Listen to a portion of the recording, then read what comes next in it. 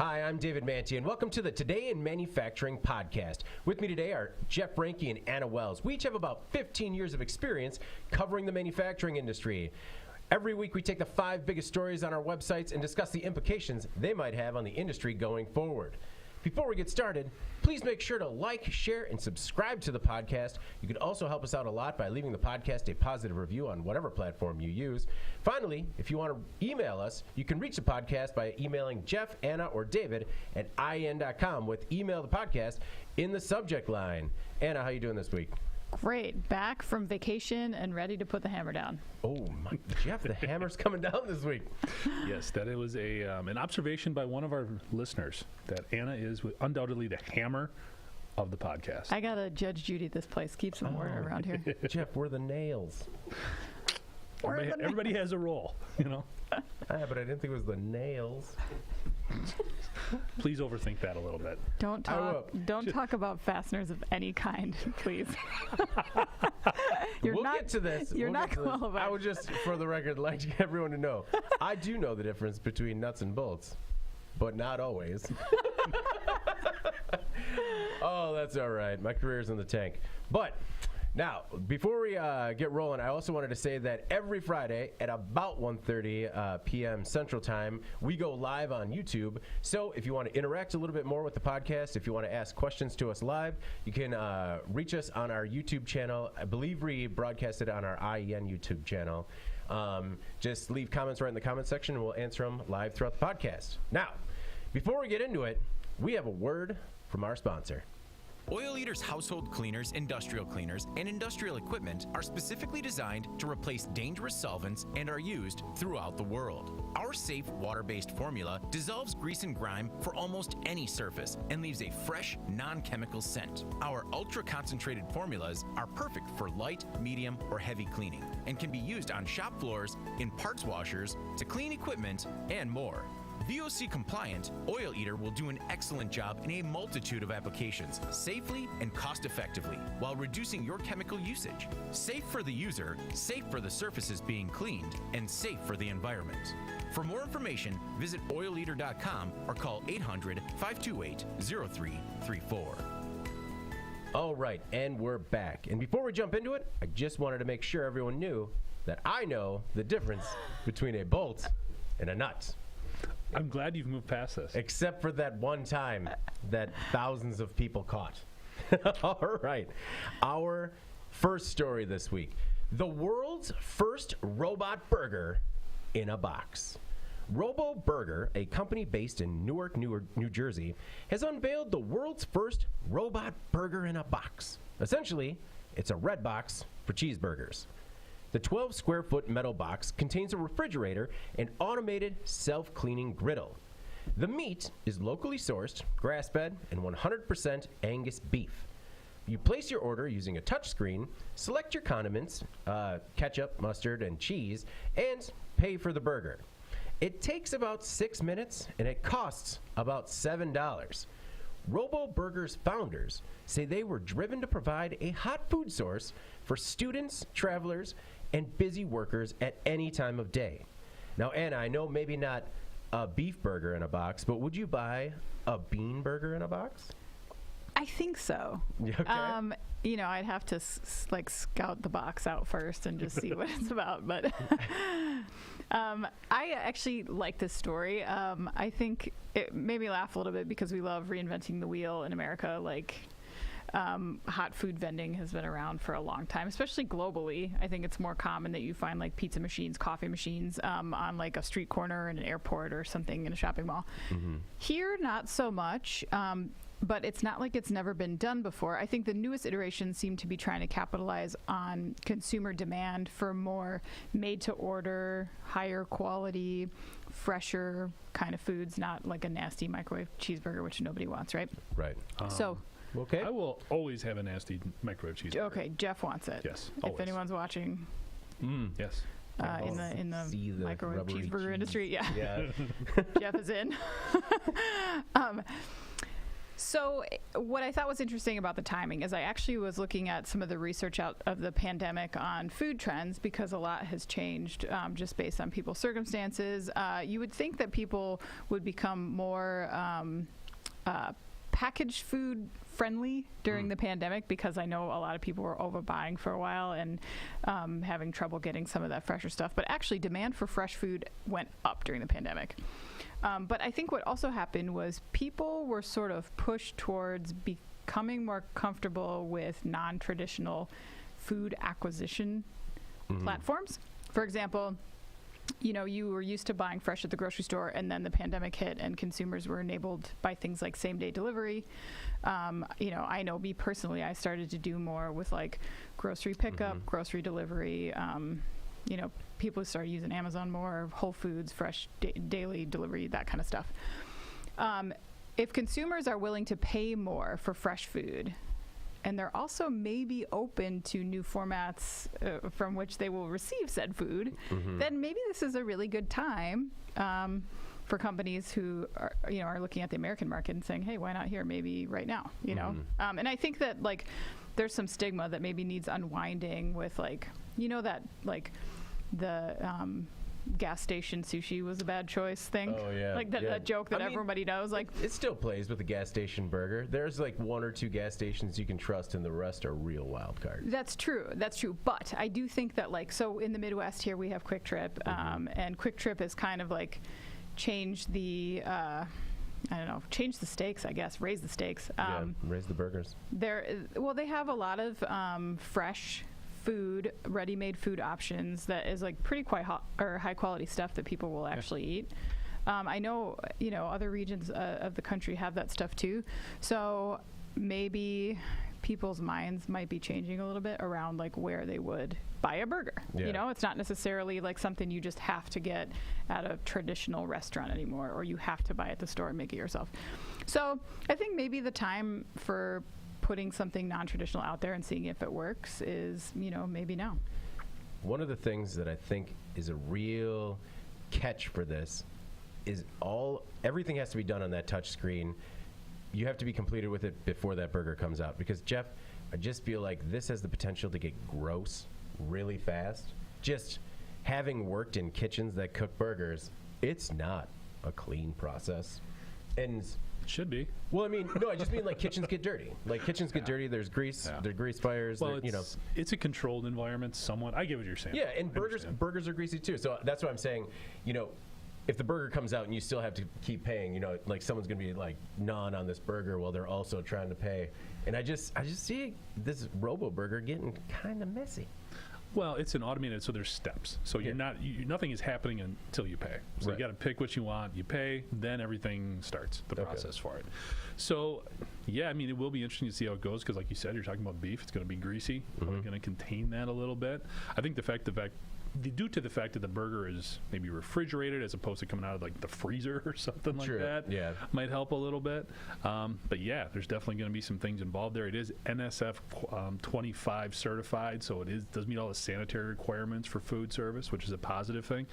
I think when I looked at it and where they want to place these machines, travel centers, universities, kind of on-the-go type places like a Quick Trip or something like that, is the pricing is going to be interesting. Because right now they're at $7 a burger, which I know there's the convenience factor of it, but that's still a little pricey for a quarter-pound cheeseburger. That's got to be a really good burger at $7, Now, granted, if I'm walking out of the airport at midnight, driving home, I'm probably going to pay $15 for a couple cheeseburgers. $25,000. Stop anywhere and I want a burger or I want something to eat. So, and you're expensing it.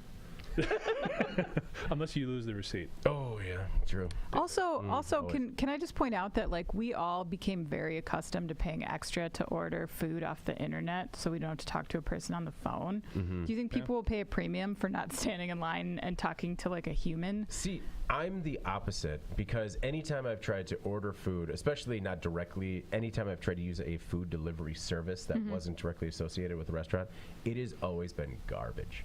So for me, I've gone further away from it. We actually, other than in the pandemic, because we were doing carry out mostly to support local businesses and, mix it up from the 5 meals I made for 2 years straight. I don't know. Now, like, I feel like I've gone the other way where I want to go in, I want to have it made, I want to talk to people, you know. I've kind of gone the other way. Yeah, I'm with Anna on this one. I think I've gotten much more comfortable just doing everything online. Yeah. Especially with the places that we've gone to, it's been very smooth. So Yeah. I have not had the same issues that you've encountered, David. Yeah, it's kind of weird that you like want to. Talk to people? I don't have a problem with that. But Yeah, I mean, I'll do it if I have If it's to. much more, it's more efficient to go on the website and fill out a couple boxes. I mean, that's True. For some things, yeah, like for certain chains, it is easier. But when you want to try maybe just individually, like privately owned one-off restaurants, I've had less success trying to use a service like an Uber Eats that, you know, they're calling, making the order. Oh, for sure. Yeah. I mean, and that like, cause those are intermediaries, right? But Yeah. yeah, if somebody has a website though, you would rather like friend the person on Facebook and then like ask them out to dinner and then put your order in or what? Like, I mean, if that's how you were going about your ordering, maybe that's why it's not going. Maybe that's why you made the switch.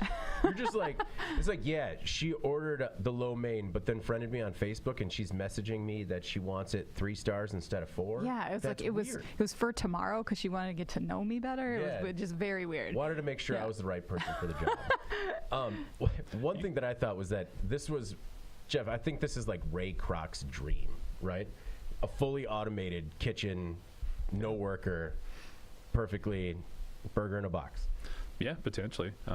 You guys definitely went more in depth on the food ordering than I did during the pandemic. I'll say this much: we had some pretty smooth systems down. Yeah. The other thing is, we had a reader, John Dearden, who must have. This guy is fascinating. He's chimed in on everything from maritime accidents to now automated food vending. So he was talking about a couple of things that he experienced. One was French fries, a vending machine for French fries. Yeah. Okay. Which he said created a lot of issues because, like you were mentioning, the grease. Yeah. When you're deep frying French fries, that definitely became a fire hazard. So a lot of people were very reluctant to have that anywhere near their building. Yeah. So that one didn't work out so well. Another one he mentioned that he knew of was a pizza vending machine.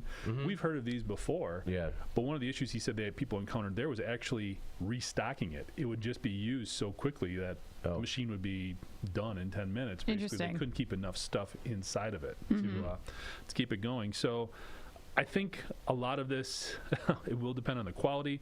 It'll depend on the pricing. And again, if it really meets those needs to have something right away. If you're standing in line at a vending machine, you're just going to go stand in line at a fast food place too. Yeah. Well, I mean, especially if I'm third in line and I know it's 6 minutes a burger, I'm not hanging out for 20 minutes for a $7 burger. And to your point about how things are changing, one thing that changed with the pandemic also are ghost kitchens, right? You know, a lot of these restaurants don't even have a storefront. They're completely online. And I saw it more of a transition for those, like, and how ghost kitchens, they don't even have a delivery driver. Some just use those, like, basically the Amazon bins, where they give you a locker and you show up, grab your food out of the locker. So I could see it being a natural transition for that. It's just not something that, you know, I would necessarily be 100% on board with. Also, could we please tie in the screen licking technology? Because so you could like taste the So like, now, Burger. You know what a burger tastes like? taste the hot mustard before it's a you put it burger. on your burger. Now it's a burger, but you know you're gonna have a menu in there at some point, and it's just like, See, I don't think you could. I don't think that's where this would go sideways. no. Well, I mean, like we're talking. You know, you could drop as easily as you could drop that patty down. You could drop a chicken breast. Do you think that? Okay, so You can't cook a chicken breast on a griddle like that. Yes, you can. How do you think No. they do it at burger joints that sell a chicken breast? Do they have a special chicken cooking mechanism? It's different than a burger, man. It's not. I cooked them on the same thing. Well- Same deal. You put the chicken breast down, and then you know what? You flip it, and then it's done, and you put it on a bun. Same thing. I'm just gonna say the first person who licks that screen, that's the last burger they sell there. There's nobody I just behind think them there's a real in line opportunity for after that. synergy here. Also, the Robo burger, no pickle. So, where do you stand on that? I'm fine with that. All right, me too. I just figured I might have some like pickle lovers here that would be, it's not a burger until there's a pickle on it. See, I just look at this as more of a commodity thing. It's just a burger. Like, I don't overthink it too much. Yeah. I mean, I guess we knew that from the outset when you're like, I'll do a microwave burger. Yeah, Yeah. exactly. Ugh. Jeff doesn't care. All right, for the refined palates on the panel, our next story is Judge orders owner to demolish Packard plant in Detroit. On March 31st, 2022, a judge ordered the dilapidated Packard auto plant in Detroit to be demolished. He said it had become a public nuisance. The building's owner, Fernando Palazuelo, and his company, Arte Express Detroit, must demolish all structures on the property, which covers several blocks. Palazuelo owns 30 parcels that, quote, significantly threatening the public's health, safety, and welfare. Work has begun, or has to begin within 42 days of Sullivan's order, with cleanup completed within 90 days. If the work is not completed, the city will do it and bill Palazuelo. Now, Anna, Palazuelo built the building out of foreclosure, or bought it out of foreclosure for $405,000 in 2013. But he owes more than $1 million worth of unpaid drainage bills, property taxes, and blight tickets, which just sound like a great thing. But if he's already owing millions of dollars in these back taxes, I got a feeling he's not going to pay the bill to take it down either. Yeah, this is a very strange case, and my thought on it might not be what you'd think, I guess. I don't know. It seems like Detroit's given this individual a long time to do something about the building, and I can see why they're frustrated with that. You know, it's been almost 10 years. It's in the same or possibly worse condition. However, and I love Detroit, so please understand that what I say comes with the best of intentions, but Detroit has a lot of crumbling infrastructure. Like, they have a lot of shuttered industry, they have a lot of abandoned homes, and it's unfortunately kind of the hand that they were dealt. But it's to the point where the city is selling abandoned properties for pennies on the dollar in the hopes that they can be flipped and sold, and some of these neighborhoods can be revitalized, second chances for some of these old manufacturing plants, whatever. But like, I saw one estimate in 2019 that said that of Detroit's 139 square miles of area, 40 square miles of that consisted of abandoned property. That's how big the problem is in Detroit. Wow. So when you see this, and the article talks about blight tickets, as you mentioned, Yeah. and how much that this property has amassed in property taxes, this crumbling, abandoned space that was crumbling and abandoned when he bought it. Right. I don't think that this helps the redevelopment cause. I mean, you know, if you look at the AP article that we ran, he wasn't able to secure financing for the project. He formally asked for a tax freeze of 12 years, which clearly was not, that was in 2016. 2016, yeah. I guess I don't understand how you can call this one of the most blighted areas in the city and then expect more than $1 million from this person in taxes, in blight tickets. Like, I don't usually drive in this lane, you know what I mean? But I think that, I normally think that entrepreneurs and business owners, they need to pay to play. They can't rely on handouts from the government for everything that they do. You got to spend money to make money, just like everybody else. But in this case, how does this public case encourage developers to take a chance on some of these redevelopments in the Detroit area? To me, it's really bad PR, just to say the least. Yeah. I don't know. It doesn't look good to me, the fact that this, and there was a lot that story did not include in terms of how this person has behaved since he bought this, and it sounds like there's been a lot of, back and forth. Yeah, he didn't even show up to the trial. Right, exactly. Yeah. But it certainly does not incentivize developers to look to some of these, because I know that other companies have been buying some of these old plants to try to redevelop them.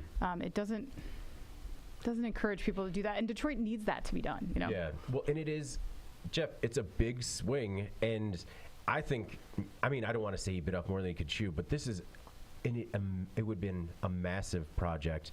What he was looking for to invest $50 million into it, and more than that. Yeah, and just the scale of it. I agree with you, Anna, that we have, not to the scale of Detroit, but in the Madison area, we have areas where we don't know what we're going to do with that area.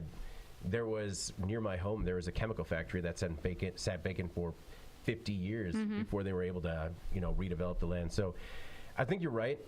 Jeff, what do you think? Does it have to be more of a partnership between private and public to try and revitalize these areas? I think the city of Detroit saw this guy coming and thought, sucker, here you go. Take it. Do what you can. This is 3.5 million square feet. This is the largest abandoned factory in the world. The pure scale of this is ridiculous. And I'm sure when this entrepreneur first bought this plot of land, he was looking at 3.5 million square feet, 400 grand. Yeah, I'll figure out something to do with this. Yeah. Until you get in there and you see just how immense this is. And because it's so large, it's also somewhat isolated. To be able to bring other businesses in there, like they wanted to put a brew pub in there and all of these other things, getting people there would be more than daunting. Now, I also think there's another factor at play here. Less than a mile away is a brand new GM facility. It's the Hamtramck. Hamtramck. Where they're basically doing all of their new electric vehicle assembly work. Okay, so I'm guessing GM just put hundreds of millions of dollars into this facility. They're looking across the street, seeing this broken down Studebaker factory, and going, no, we don't want this here. Detroit, we just put a bunch of money in infrastructure and we're putting all these jobs into the city. This thing needs to go. So I think that's where some of the patience with the city also ran out with this guy. Nothing was happening. I mean, this has been 5 years of work in progress here that something was supposed to take place. There's also been other bills that this guy has not reportedly paid in terms of for water cleanup. It's become a dump. Yeah. I mean, public nuisance is a pretty polite way of saying it's a public dump. How this place hasn't caught on fire somehow is amazing. 3 years ago, they had the pedestrian bridge that went across a major throughway collapse. Thankfully, nobody was hurt, but then that becomes a city liability to clean up, make sure there's no safety issues, all that. So there was a lot of different stuff here going into it. We look at some of the things around here. We've got the Oscar Meyer plant. Yeah, that's what I was thinking about. You know, that closed down recently. That's a huge facility. It's a third the size of this. I mean, less than a third. Oh, yeah. And they're still figuring out things to do there, which thankfully they've turned into some storage space, and there is some other things going on. But again, 3.5 million square feet on the east side of Detroit. It's not a desirable place, and the scale is just immense. Yeah. So I think all of those factors played into a part of this just finally becoming something the city had to step in and say, enough already. Yeah. We're knocking it down. And you're right. I was a little bit low. He wanted to invest $350 million. Yeah. I missed the big three. And yeah, it's a 40-acre complex. Just the scale of that is unimaginable. And talk about it being a dump. There were tires, thousands of shoes for some reason, old television, and other trash that is just Boats? Boats? There were boats.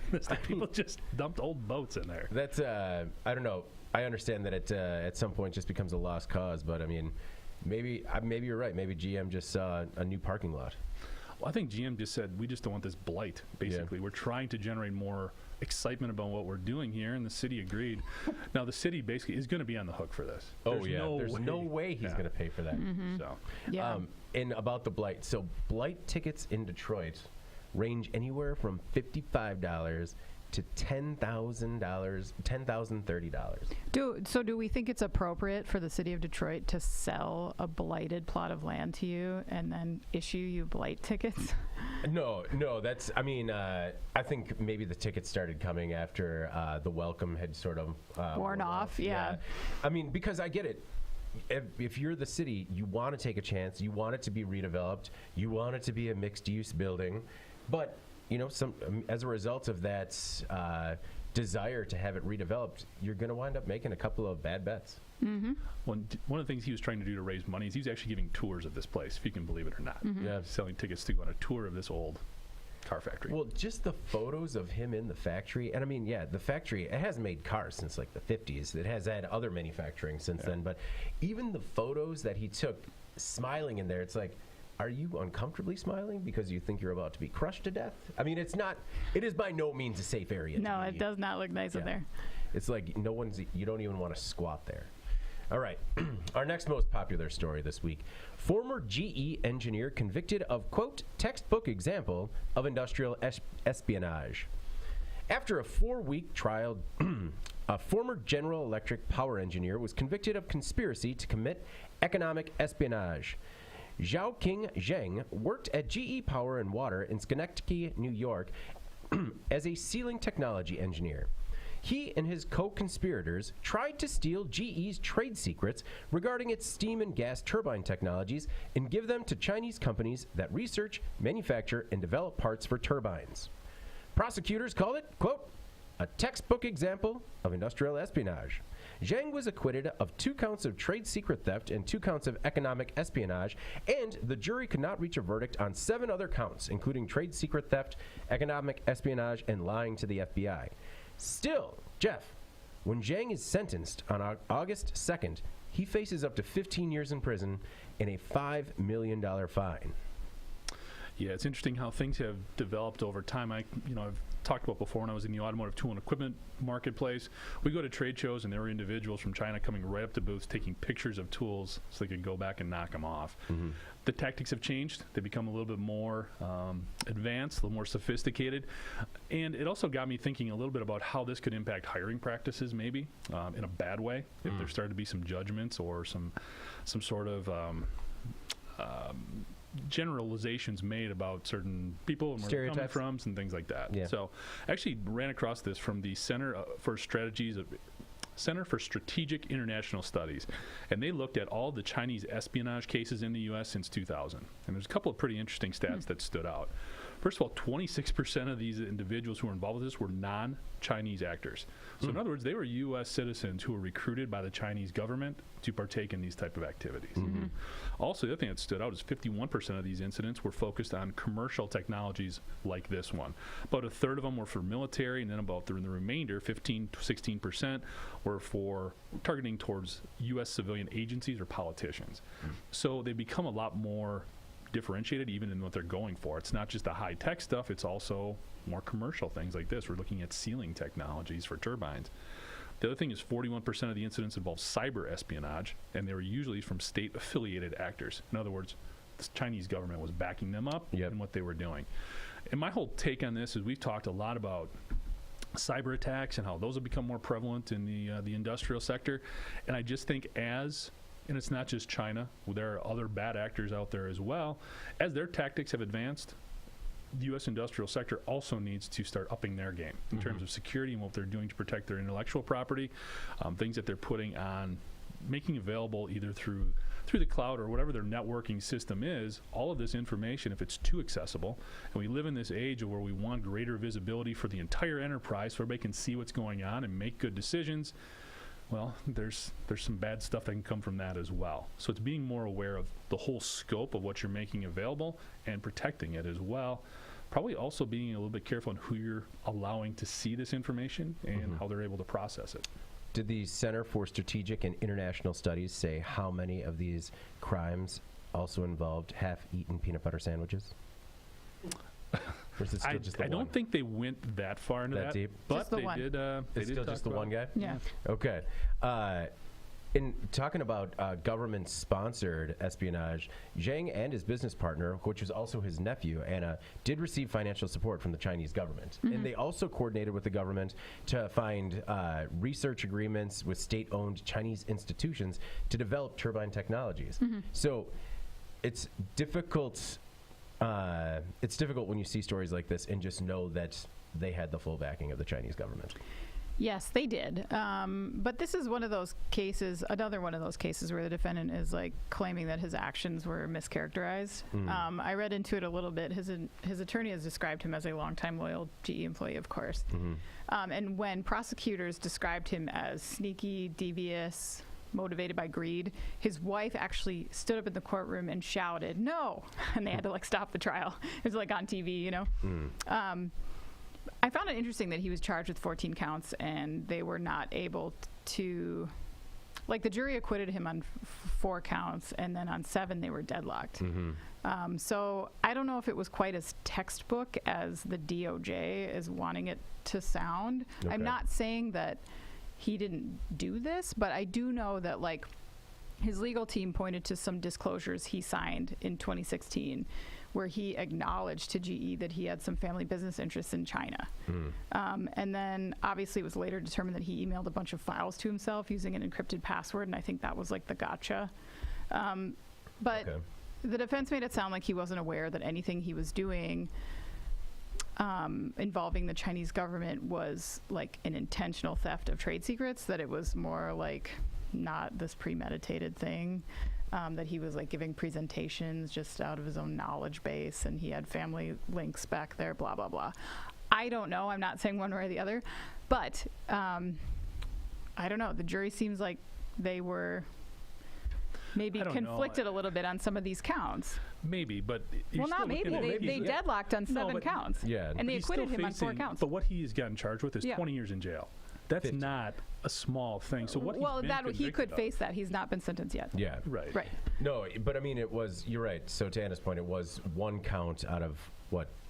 14, 16, 15. yeah. Okay. My point is, I guess, is that like, so the DOJ, I feel like they really relish in these types of cases. And my opinion is that, yes, genuinely they're trying to go after them, but also it really pays lip service to the fact that they're trying to do something about this issue that really bothers a lot of corporate interests and business people, that they could be doing maybe if they added some teeth to some trade policies that I think would be more effective, and they're not doing.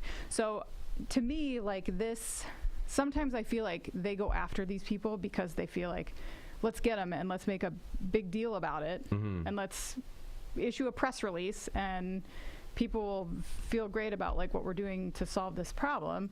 And Yeah. I don't know how effective it is. I feel like some of these people end up getting targeted potentially, or I don't know if he's mischaracterized here, but it does, some of these acquittals and deadlocks make it feel like maybe it wasn't as textbook as the DOJ is making it sound like it was. But Well, it was also 2018. It was the 2018 DOJ that called it a textbook example of economic espionage. So not that there was a different agenda, but maybe there was a different language that was being used back in 2018 in the different administration in terms of targeting people that were working with the Chinese government. So that is 4 years old in terms of. I guess, but the fact, I guess I would go on the other side of this. I think it's important to hammer these guys as hard as you possibly can, because there needs to be a big deterrent. And for so long, there's been able to get away with so much at the detriment of a lot of U.S. manufacturers, and we talk about that in the article. It talks about the loss of jobs, factories shutting down. I worked with a lot of small businesses that were just had their IP stolen, just outright stolen. So when it comes out like this, I would rather see law enforcement go a little overboard in targeting these folks, so that there is less even contemplation of doing something. Is more of a deterrent, as hard of a deterrent as there can be. Yeah, I'm not arguing that. I think that they are doing that. I think that they're going out of their way to make a big deal about it. And as far as not knowing what was going on, when you're sharing information with the Chinese government and they're paying you for it, you know what's going on. You do feel like for someone of his academic standing and understanding, and he's obviously a very intelligent person, that if this was all accidental, then you're a pretty naive person. But yeah, it's hard to know. All right. Stealing is bad. Don't do it. Don't do it, because chances are you will be caught, and it's gonna go bad. It's gonna go so bad. All right. Our next most popular story. Ukraine Mondelez plant sustains, quote, significant damage. Chicago-based Mondelez is the maker of Oreo cookies and other snack foods. The company has 133 manufacturing plants around the world. The company's CEO said he would close manufacturing plants in Ukraine when Russia invaded. The company scaled back, quote, non-essential activities, but continued to operate in Russia. Mondelez defended its decision to stay open in Russia by saying they were helping maintain the food supply. At the same time, an Oreo plant in Trostianets, a town in eastern Ukraine, sustained, quote, significant damages as a result of Russia's invasion. Telecom outages have made it difficult to reach all employees, but the company doesn't believe any employees were injured in the attack. Now, we've seen a lot of companies take many different tracks here. People have pulled out immediately. People scaled back to scaled back everything except essential processes. And some people have just kept business as usual. So what was your take on how Mondelez is dealing with the entire situation? Well, yes, to your point, it's hard to cover the story of the Ukrainian plant without also mentioning the Russian operations of Mondelez, which are causing a bit of controversy and have been since the start of this conflict. And while many companies have ceased doing business in Russia, Mondelez has not. Do you believe the Mondelez line here that they've kept Russian plants running to ensure the continuity of the supply chain? Because I think for a lot of people, it wasn't enough when the CEO said that they would transition to basic offerings and discontinue all new capital investments, stop advertising in Russia. Like the New York Times put the company on blast just very recently, actually, saying that, quote, "We're pretty sure that Russians can live without the company's chewing gum and chocolates until Mr. Putin decides to stop killing Ukrainians." Yes. And to be honest, like the company really hasn't been super forthcoming about what products it believes are essential. And I just wonder what the company's Ukrainian workforce, who lose much more than their jobs in this case, what they're thinking right now, I guess, about their employer. I mean, I understand that global companies are faced with a lot of geopolitical challenges, and it's a very difficult balancing act. But Mondelez may see some future consequences for how it's handling this. The New York Times op-ed that I read this quote from. Yeah, it's a good quote. I had the same one. Oh, you did? Yeah, that's why it's deleted now. Oh, okay. No. It closed with the following line: "Americans who are sickened by businesses' indifference to the bloodshed can make their voices heard. If the companies won't boycott Russia, boycott the companies." So I don't know. I mean, Mondelez could see more of that if they don't take a harsher stance here. I'm not sure what their plan is going forward, but I guess we'll see. No, especially as we've talked before on the podcast. I've mentioned it personally when people don't like what's going on and they're looking for something they could do to create change, and it could be as simple as, I'm not buying Oreos anymore for the immediate future or for however long. That could be a substantial impact to Mondelez and its operations as a result of the choices it's making in Russia. And I mean, I would like to think that the Ukrainian workforce could be aware of what they're doing in Russia, but I just don't know how much information is out there for them to even be aware that that's happening. Yeah. Jeff, what were your thoughts on how Mondelez is approaching operations in both the Ukraine and Russia? Yeah, I mean, it all bleeds together. Unfortunately, whenever you look at this, this was something that happened in Ukraine.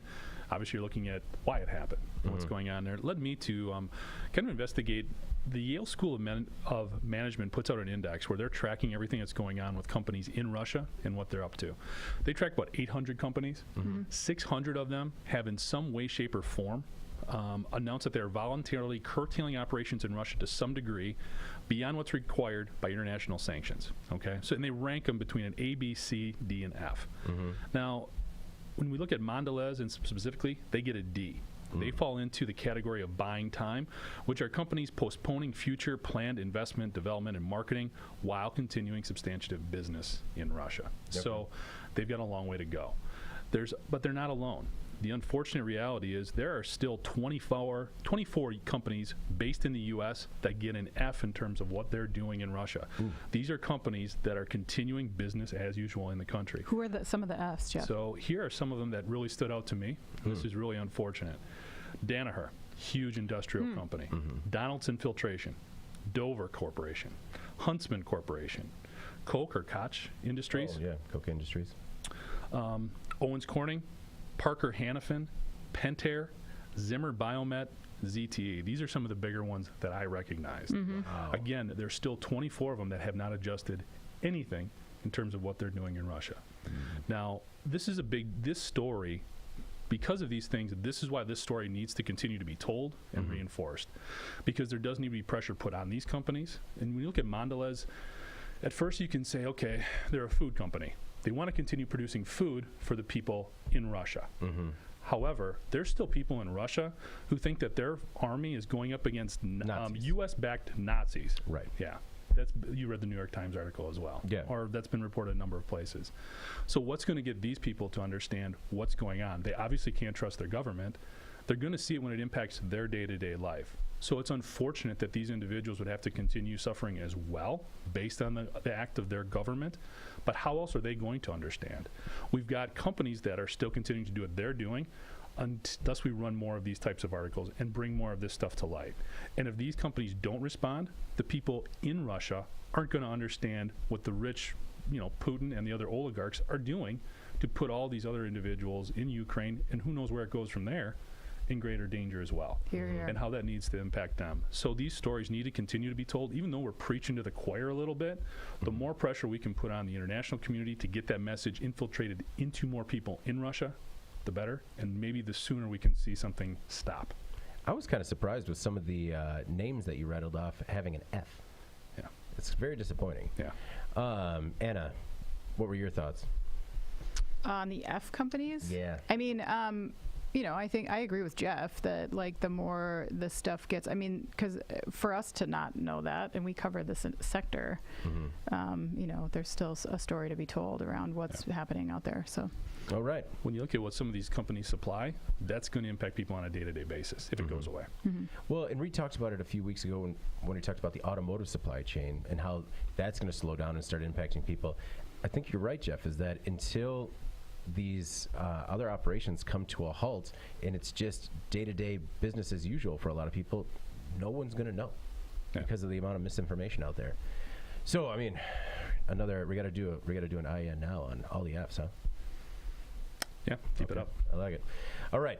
Our most popular story this week, brought to us by Anna Wells. Logbook reveals all the cars that sank on Felicity Ace. Top Gear recently found itself in possession of the manifest log from the Felicity Ace, the large cargo vessel that sank 13 days after a fire broke out on board. Top Gear admitted that the ship's log was difficult to read, but there were 561 Volkswagens on the ship, 189 Bentleys, 1,117 Porsches, and 85 Lambos. That's Lamborghini, in case you didn't get that. There were also... Thanks, bro. There was also a 2015 Ford Mustang, one 2014 Kia Soul, a 2018 Nissan Versa Note, and 12 tractors. The Ace was also transporting a 1990s-era Honda Prelude that was reportedly the 65th SIR model ever built and owned by a man named Gary, who claims online he won't receive any insurance money for his drowned vehicle because of, quote, complications. And that's really besides the point, just kind of it's a bummer for Gary. Yeah, it is. On the bright side, Lamborghini is going through, quote, great efforts and likely expense to remake the 15 Aventadors that went down with the ship. So, Anna, silver lining? Yeah, I know. I like how they had to make a big deal about how hard they're working to, replace those cars. We had to press the button to turn the production line back on. I'm just kidding. I know there's more to it than that. Motor One called this situation a car-tastrophe, and for anyone who read that, I am very sorry. Yeah. The people you really feel bad for, I think, are not the ultra-wealthy who won't get their luxury vehicles worth six figures, or even the dealers who, all these are insured, right, coming straight from the factory. It's the people who lost their the seemingly, random collection of vehicles. Yeah. No, I completely agree. That's what the odd tidbit was in the story. There are these collectors that had these rare one-off vehicles. Yeah. It's devastating to them. And you poke fun at Gary, but he's got a point. No, he does. And the 2015 Mustang, the 2014 Kia Soul, there was a 1977 Land Rover Santana, which we did not talk about in our breakdown, but that's being described as extremely rare and irreplaceable. So, what were some of these vehicles doing on the ship? Well, it looks like the one-offs seem to be destined for private buyers. So just, whoever had a specific need for this 2014 Kia Soul, I would like to know why you can't get that elsewhere, but apparently it had to be shipped over an ocean. But, the used car market is super tough right now, so who knows? It was owned by Brad Pitt. It may have been. We can't corroborate David's statement, but it may have been. I did actually read the Facebook post from the Prelude's intended recipient, Gary Hawkins was his name. And Gary was apparently a Prelude enthusiast and waited for the chance for years to obtain this car so he could restore it. And he was pretty devastated.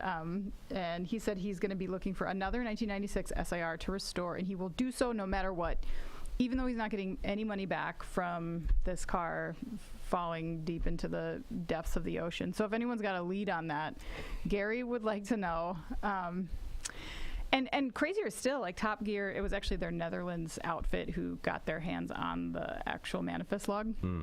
They said that there's another more complete manifest that lists even more collateral that's not even been reported. Man. So, yeah, I mean, all this stuff is like a salvage mission now, probably that's going to actually cost potentially millions of dollars because they're going to need to pull some of this stuff out of the ocean, I think, to mitigate the environmental damage.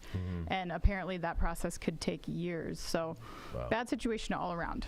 Well, maybe once they fish it out, Gary will have another chance at the Prelude. Do you think he'll still want it? No. He wanted to restore it.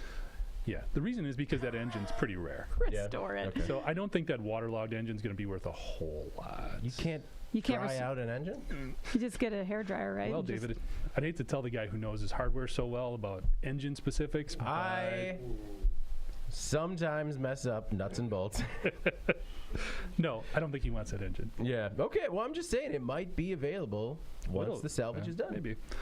I went down the Prelude wormhole. Like, I was curious why this was such a big deal, and apparently it just is the fact that these were tough to find in North America.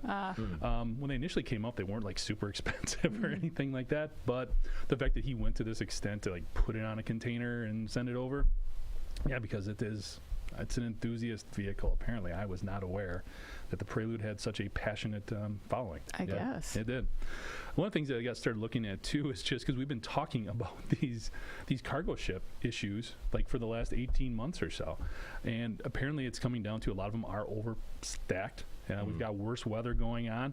Looked at some number here. Actually, Al Jazeera did a breakdown in 2020. There was the highest amount in 7 years in terms of number of cargo containers lost overboard on ships. 7 years, huh? And they just attributed it to the fact that e-commerce is driving demand. We're putting more stuff on these ships, stacking it up too high, and then you throw in more bad weather. It's a bad mix. So we're losing more stuff. And you can see like even the way 2020 was pacing before they were able to finish off the report, it was going to set a new mark as well. So we're just losing more stuff because we're buying more stuff, harder to get, not being as safe as we should be. What happened in 2013, and have you turned the volume on your laptop off? Wow. It's a pop-up, man. Sorry. He had to get you back for that nuts and bolts comment. I don't know a nut from a bolt, but I know how to silence my computer. And by silence, I mean mute, as it turns out. Because you don't have to type. Yeah, I'll type all day. No, seriously, what happened in 2013? Was there like a large... I don't know. I don't know what happened there, but disaster? it was huge uptick, in 2013, too. Okay. One thing, I kind of focused on the Lambo part of the story because I thought that was interesting. You know, they said there will be no additional cost to those who ordered the vehicles besides the time waited, which is good for the super wealthy that have been impatient. It's been a hard time for the super wealthy. Yeah. You know, the last couple of years has just been a tough time. No more hard breaks for the super wealthy. Gary, going to take another L. But since the Aventador run only ended a little bit ago, the factory is actually going to be able to remake the supercar pretty quickly. And to your point, it's not just pushing a button. They are hand assembled, and it was Lamborghini's last gas-powered V12 engine project. So it's going to take a little bit of doing. It'll take some doing, for sure. So the Volkswagen, Bentley, and Audi's lost account for about $401 million in vehicles. That is not a low number. No, but the Aventadors, 15, they lost 15 of them, account for more than $7.5 million in losses. Puke. Again, luckily, they're not going to cost them another dime. Just a little more patience. Yeah. All right. Well, before we move on to In Case You Missed It, we have another word from our sponsor. Oil Eater's household cleaners, industrial cleaners, and industrial equipment are specifically designed to replace dangerous solvents and are used throughout the world. Our safe water-based formula dissolves grease and grime for almost any surface and leaves a fresh, non-chemical scent. Our ultra-concentrated formulas are perfect for light, medium, or heavy cleaning and can be used on shop floors, in parts washers, to clean equipment, and more. VOC compliant, Oil Eater will do an excellent job in a multitude of applications, safely and cost effectively, while reducing your chemical usage. Safe for the user, safe for the surfaces being cleaned, and safe for the environment. For more information, visit oileater.com or call 800-528-0334. All right, and we're back with In Case You Missed It, the stories that maybe weren't as popular on the websites this week, but stand to make a big impact on the industry going forward. I'm going to go first this week with a story about Mattel. Mattel advancing nearshoring in Mexican mega factory. Mattel, the company behind the WWE Hasbro Retros and other toys, is nearshoring is nearshoring its operations to its plant in Monterrey, Mexico. They mean a lot to certain people, Anna. All right. The plant has a 200,000 square meter footprint and employs nearly 3,500 workers. The company spent about $50 million, that's where that $50 million came from earlier, to expand the facility, which is now the company's largest plant. The company closed 2 factories in Asia and plants in Canada and Mexico and moved operations to this mega factory. Mattel plans to double the plant's investment, another $50 million, over the next 5 years. Mattel said it will be more profitable and competitive than to have the product close to the consumer. Mattel's Latin American managing director, Gabriel Galvin, told Reuters that this is the latest example of how supply chain problems have created renewed interest in nearshoring from multiple industries. Jeff, I found this particularly interesting because we've heard a lot about reshoring, and this story made me turn my head because we haven't heard a lot about nearshoring. Yeah. Well, I mean, Mexico's been on the radar for a bit. You know, when we look at the low-cost manufacturing, as well as the proximity to the U.S. market. So it makes a lot of sense. What's going to be interesting here, too, is you need truck drivers. Oh, yeah. For that, which we know there's also a shortage of. So you can appreciate combining operations to take advantage of those efficiencies, but there's still going to be some logistics challenges for, I would think, Mattel, especially if you're pumping out that much product out of one location. As far as the nearshoring goes, it will be interesting to see how that competes with a lot of the reshoring activities we've seen in the U.S. We still see a lot of folks, especially in the automotive sector, really hitting the southeastern part of the country. We do see some interesting things going on in California as well. So will these things completely balance out? Probably not. I think it is too much of a cost difference. But what it will come down to, and this is a little bit different because Mattel had other facilities in this area as well, so they are used to the operating environment.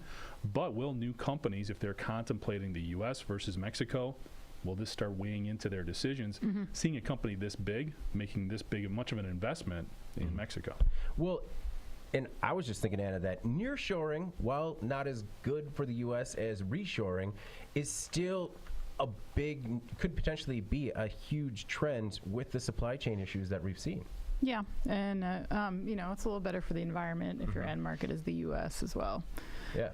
What are these retro? I'm looking at these Hasbro WWE retro figures, and what you're looking at right there is what I can only assume is Wave 1 of the most recent release of WWE Hasbro Retros that features Mr. T, Mean Gene Oakland, Bob Backlund, and Roddy Piper. Maybe. Wow. That's only what I think. Might be those It's details. certainly not sitting on my credenza.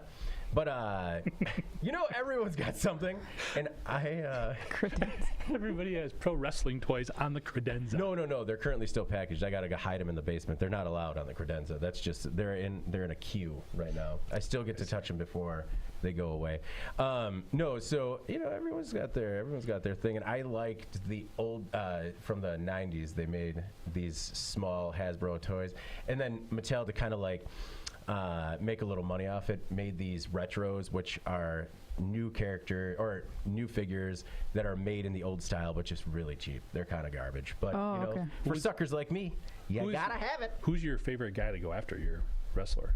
Is there one that's more rare or something? Oh yeah, no. So there are rare ones. There's this wrestler called Adam Bomb, and there's wrestler Crush. From Demolition. Well, after he left Demolition and became 90s, what was the neon colored Crush? But there are some rare ones out there that are difficult to get your hands on unless you're drinking and playing on eBay. Do you have this set where I do have that set? Oh, and it's 2 different tans of Yeah. Hulk Hogan, No, one see- really tan, one maybe beginning of summer. I do have all the variations of the Hulkster, as well as that and Andre the Giant. I just got that Berserker, and that's just one of the rockers. You know, typically you like to see him in the set. It's all Shawn Michaels, no Marty Jannetty. Yeah. This is how you spend your money. This is not how I spend. Yeah, Anna, did you or your brothers watch wrestling growing up? No, No? I never did. it's just one of those things. You know, between this very specific line of toys and the original Nintendo games. You know, those are my two things. I think it's cool. Yeah, it's so the retros though I can't endorse them because they are just kind of like a cheap money play for people like me that are are almost in our 40s and like, oh, I don't need it, but I have it, and it's it's all the Mr. T in that set. You know, it's not a great set. Who wants a Mean Gene, character? I mean, except for staging. But in order to get Mr. T, you had to buy the other three. I'm like, all right, whatever. I mean, we'll go down a different wormhole. I'm like ordering customs, and I just got this like rare Al Snow. It's coming. It's weird. Anyway. Wow. I'll step out. now they're from made in this Mexico. Yeah. Yeah. They're but closer. They've There you been nearshored. Anna, what is your in case you missed it this week? Okay, so speaking of the truck driver shortage, Walmart is doubling down on recruitment for long-haul truckers. The company has launched a training program that gives employees who work in its distribution centers a chance to become certified Walmart truck drivers through a 12-week program taught by the company's established drivers. They've also announced, and this was a little bit buried in the AP version of this story, but that they've increased starting annual pay for long-haul drivers to up to $110,000 annually. Wow. And I think the rate is just a testament to how challenging it is right now in this job market and trying to fill these positions. So interestingly enough, I read a report recently that said that up to 500,000 long-haul trucking jobs will be eliminated if autonomous vehicle technology can advance to accommodate all weather conditions, which is sort of its like limitation right now. It's the albatross. Yeah, except for experts believe that it's attainable within the next few years. They're working on it, right? It's just not there yet. But long haul trucking is really like one of the first and most, I think, lucrative applications for this because there's last mile and first mile stuff that you need a human to do, but there's tons of highway time that you really don't, and that's the part that people hate. So the question is like, is this good or bad? On the one hand, these have the potential to be very high-paying jobs, as evidenced by Walmart's activity here. But on the other hand, the turnover rate is still extremely high. And so, like, the problems with work-life balance, I don't know if those can be worked out. I just don't know if that can be solved by pay. And so, because prior to this, Walmart was paying still like $80-something thousand a year for long-haul truck drivers. Yeah. And Maybe. I mean, that's a lot of money, right? So maybe the turning point is six figures. I mean, I know there's a lot of people that are looking for a new career out there, and maybe that, the prospect of $110,000 could be a turning point for them. And maybe it will be, but I do think that this application is one where I think, automation may not be the bad guy. I think that we do have to maybe eat up some of those jobs with autonomous trucking here. And, Walmart's trying their way right now to continue to operate with the e-commerce demand that they're facing right now. But if it's even the ATA, which is the American Trucking Association, they say that their turnover rate annually for long-haul truckers is like sometimes 90%. Oh my goodness. That's how do you get around that? That's a problem that you can't solve with $10,000 more dollars. You just can't. Something else is going on there. That job is just a lot of people don't like it. It's demanding. It's too, yeah. There's a lot that involves. I like this for a couple of reasons. Number one, it opens up a higher paying job to more people that I think it's the kind of job that you either sort of feel you gravitate towards it or you don't really think about it. Right. So when you take somebody working in the warehouse, it gives them a chance to make exponentially more, as well as maybe go down a career path that they hadn't thought about before. And that is so desperately needed right now. Yeah.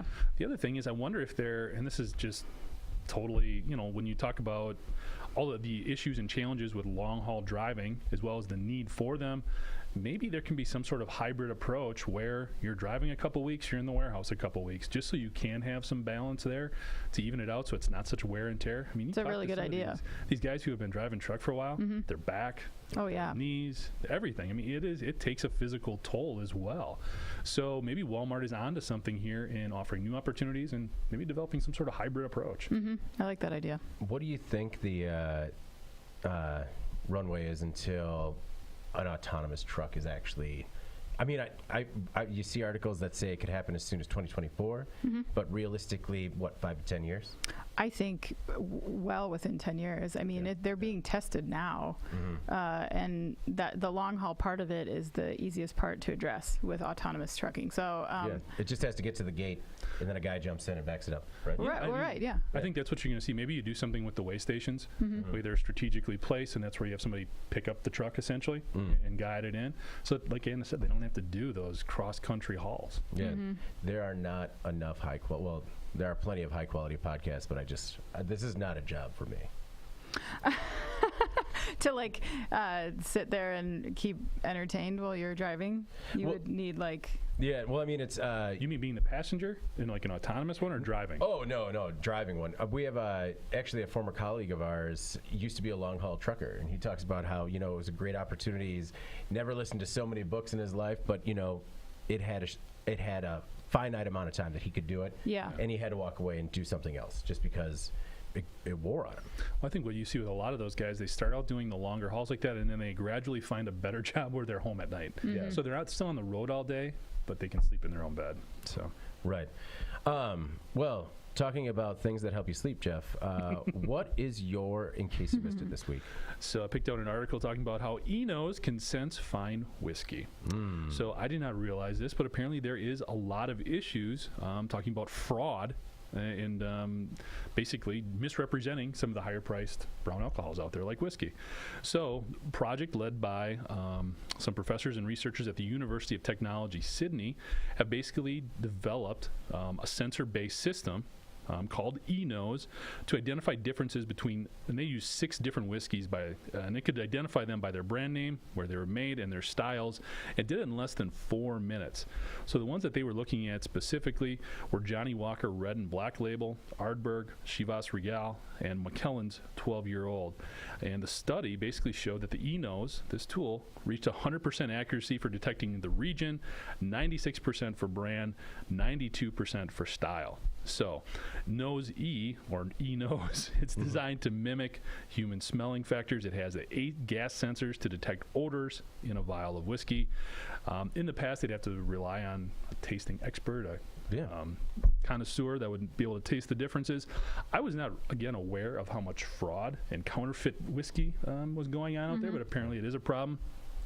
The other thing I think it's interesting, though, really, is this technology can be used in a lot of other areas as well. They talked about perfume, but it can also get into a lot of other areas where counterfeiting and manufacturing, especially these higher-priced items, is a big deal.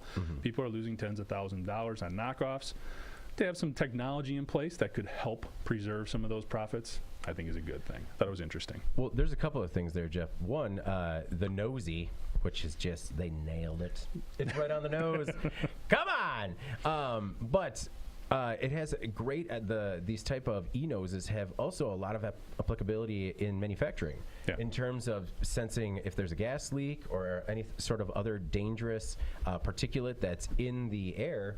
They've even talked about drones flying around the facility or around the property with these E-noses to be sort of a monitor.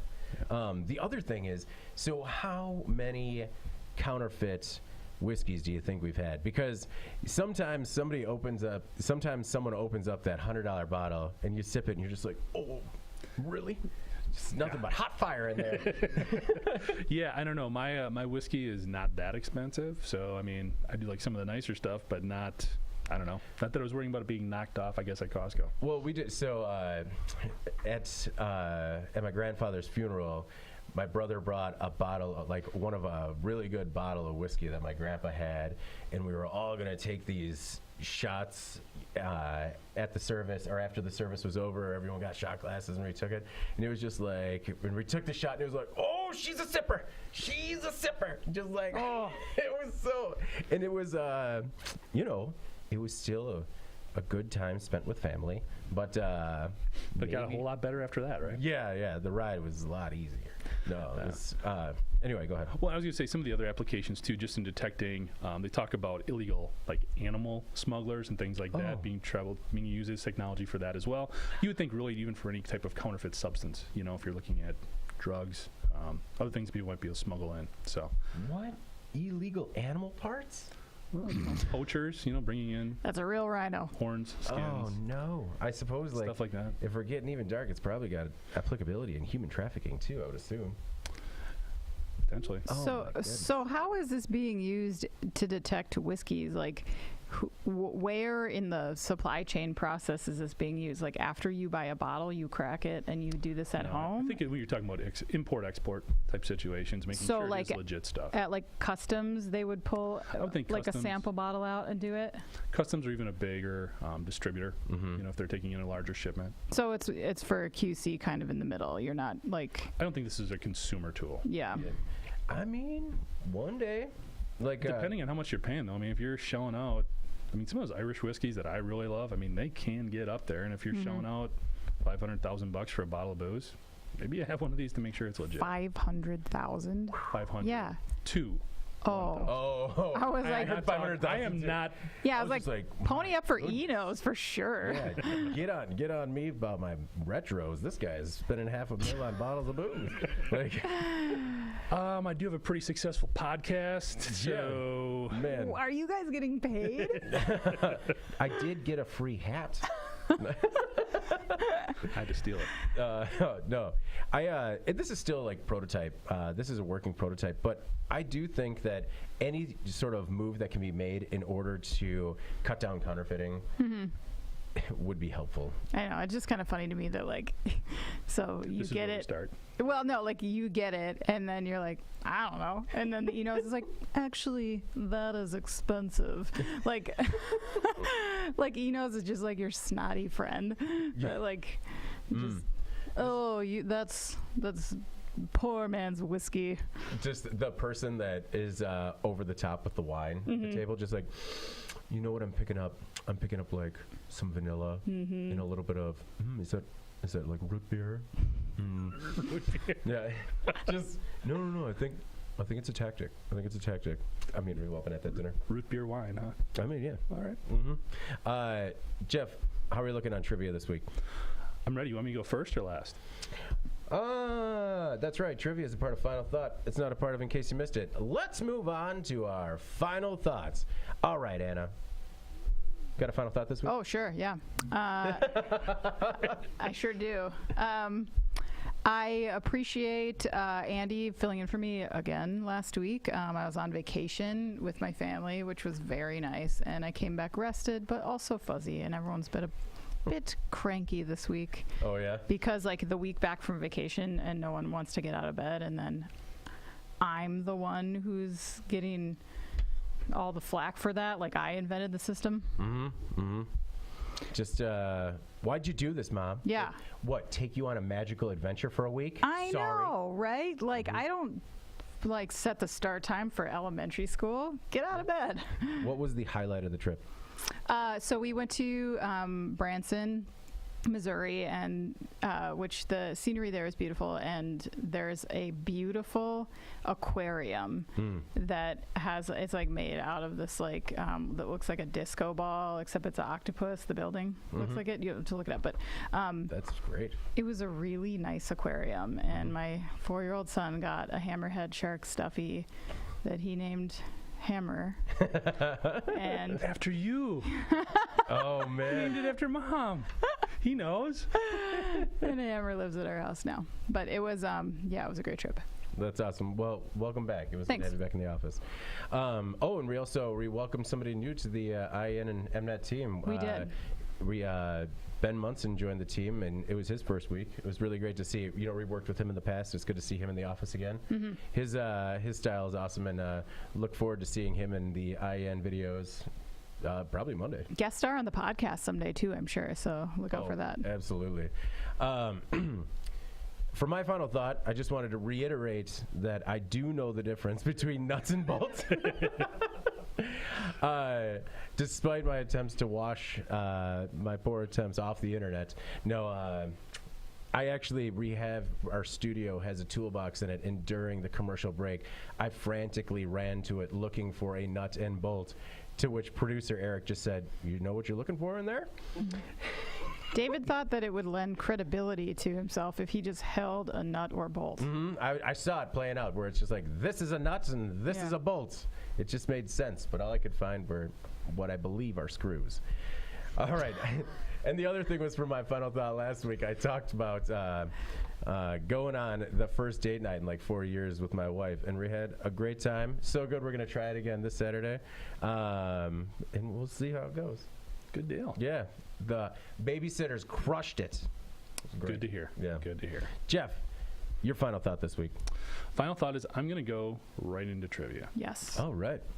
So the question from last week was basically when you apply a tourniquet, there's a couple things you should do before leaving the individual you applied the tourniquet to. We had a bunch of people that did get it right. You're leaving? Handed out a bunch of hats. Yeah, so you apply the tourniquet. And then you just walk away? Yeah. Well, there may be other people you need to help. Oh, I see. Or there's nothing more you can do for this individual. You want a more highly trained medical professional. All right, and We're I will out. see you later. Yeah. Good luck with that. Yeah, that's basically how it goes. Okay. There's two things you should do.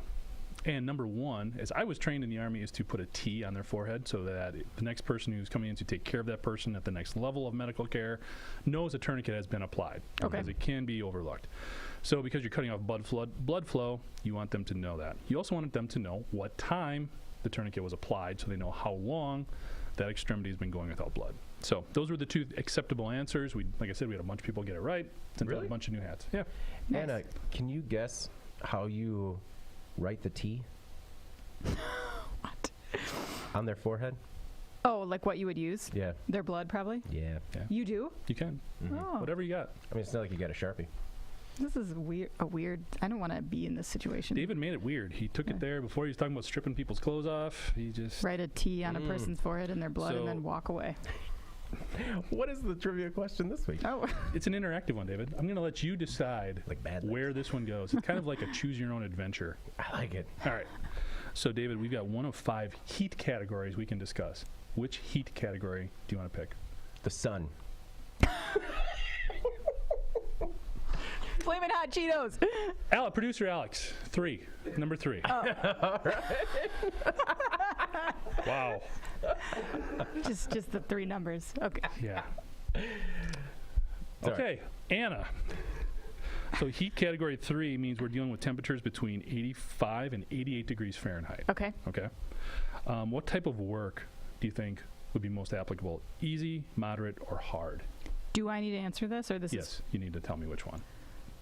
okay. 'Cause it's like a chart here that we're using. Did you say 85 to 88? It's 85 to 88. Are you working easy? Are you doing easy work, moderate work, or hard work? Easy? Easy? Okay. So if you're doing easy work, this is according to the Army, okay? You're doing easy work, 85 to 88 degrees, okay? First of all, how much water should you drink in an hour? Okay. First of all, how much water, and then how much rest should you have for every hour? So how many minutes of rest should you have for every hour worked? Okay. In order to avoid heat injury like exhaustion. like exhaustion, dehydration, heat stroke, those types of things. Okay. So how many minutes per hour should you rest, and how much water per hour should you drink? The bonus is if you answer that when you're working on the sun. That would be impressive. What made you say the sun? I thought you were talking like not 1 through 5, like level of heat. So I wanted to say like really hot. You could have said 5. I understand that now. Okay. Okay. From here on out, sun equals 5. From here on out, I'm just going to ask Alex for feedback here. Sounds good. All right. So again, what are you going to do when you're working in 85 to 88 degrees heat? It's an easy level of work. How much water and how many minutes per hour should you be resting? That is the trivia question for T-shirt or hat. All right. Well, Before we get out of here this week, please make sure to like, share, and subscribe to the podcast. You could also help us out a lot by leaving the podcast a positive review on whatever platform you use. Finally, if you want to email the podcast, you can email any of us at Jeff, Anna, or David at IEN.com with email the podcast in the subject line. Finally, you can subscribe to our daily or weekly newsletters and make sure you get the podcast in your inbox first. Also, remember that we go live at about 1:30 p.m. every Friday on YouTube. So, stop by and join us live. All right. For Jeff and Anna, I'm David Manti.